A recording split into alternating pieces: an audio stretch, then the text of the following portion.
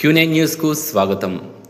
నందిపేట్ మండలంలోని పలు గ్రామాలలో మొంతా తుఫాన్ ప్రభావంతో భారీ వర్షాలకు దెబ్బతిన్న వరి పంటలను, కల్లాలలో తడిసిపోయిన వరి ధాన్యం కుప్పలను, తెగిపోయిన చెరువులను పరిశీలించి బీఆర్ఎస్ సమితి నాయకులు మండల అధికారులకు తెలియజేశారు.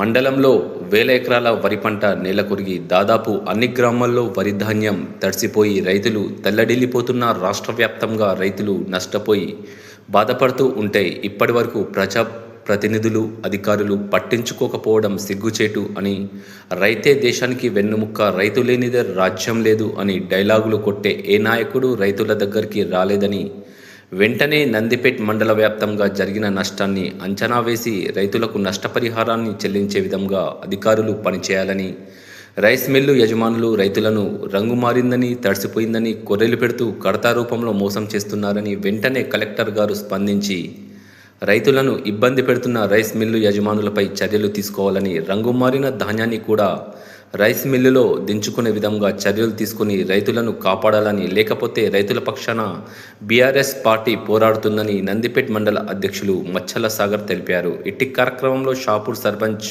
మురళి, నందిపేట్ గ్రామశాఖ అధ్యక్షుడు భాస్కర్, ఉప సర్పంచ్ భరత్, సీనియర్ నాయకులు దుబాయ్ సీను, భోజేందర్, చిన్నయ్య, దేవన్న, నవీన్, గంగాధర్, ముత్యం తదితరులు. ఇవాళ మండలంలోని వేల ఎకరాల్లో వరి నేల కొరిగింది, కళ్ళల్లో ఉన్న ధాన్యం తడిసిపోయింది. అదేవిధంగా ఈ పెద్ద వర్షానికి షాపూర్ గ్రామంలో ఉన్నటువంటి చెరువు కూడా అలుగు తెగిపోవడం జరిగింది. ఇవన్నింటిని కూడా మేము ఇవాళ అధికారుల దృష్టికి తీసుకెళ్తా ఉన్నాం.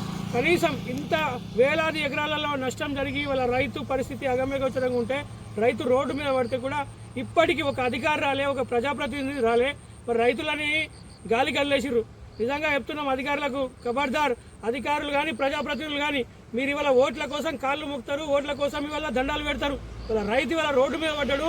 ఇవాళ ఈ అకాల వర్షంతో, తుఫాన్తో రైతుల యొక్క ధాన్యం ఇవాళ వర్షంతో కొట్టుకపోయింది.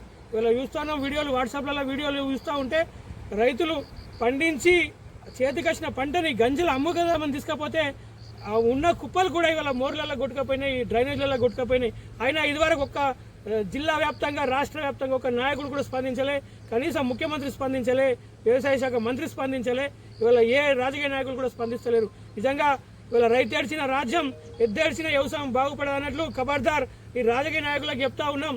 రైతులను పట్టించుకోకపోతే మీరు మీ గతి ఆరోగత అవుతుందని చెప్పేసి తెలుస్తూ వెంటనే అధికారులు వెంటనే నష్టపరిహారాన్ని అంచనా వేయాలా. మండల వ్యాప్తంగా ఎవరెవరైతే నష్టపోయారో వాళ్ళందరికీ నష్టపరిహారం చెల్లించాలా. దాంతోపాటు ఈ రైస్ మిల్లర్లని మొదటిసారిగా రైస్ మిల్లర్ని కట్టడి చేయాలా. ఈ రైస్ మిల్లర్లు ఇవాళ తడిసిన ధాన్యం తీసుకపోతే రంగు మారిందని ఒకడు అంటాడు, మైచరా లేదని ఒకడు అంటాడు. ఇవాళ రైతులని బిచ్చగాలలాగా చూస్తూ రైతులని ఇవాళ రైతుల జీవితాలతో ఆడుకుంటూ ఉన్నారు. కాబట్టి మేము ఇలా కలెక్టర్ గారికి కూడా తెలియజేస్తూ ఉన్నాం, వెంటనే ఈ రైస్ మిల్లర్లకు మీరు ఎటువంటి ఇన్స్ట్రక్షన్స్ ఇస్తారా, ఏమో తడిసిన ధాన్యమైనా సరే, రంగు మారిన ధాన్యమైనా సరే మొత్తం తీసుకునే విధంగా వేయాలా, రైతులను ఇలా కాపాడాలని చెప్పేసి తెలియజేస్తూ ఇలా బీఆర్ఎస్ పార్టీ తరఫున డిమాండ్ చేస్తూ ఉన్నాం. జై తెలంగాణ, జై తెలంగాణ, జై తెలంగాణ. ఎప్పటికప్పుడు వార్తలను వీక్షించేందుకు Q9 న్యూస్ ని సబ్స్క్రైబ్ చేసుకోండి, లైక్ చేయండి, షేర్ చేయండి. విలువైన సమాచారాన్ని ముందుగా మీరే తెలుసుకునేందుకు బెల్ బటన్ ని క్లిక్ చేయండి.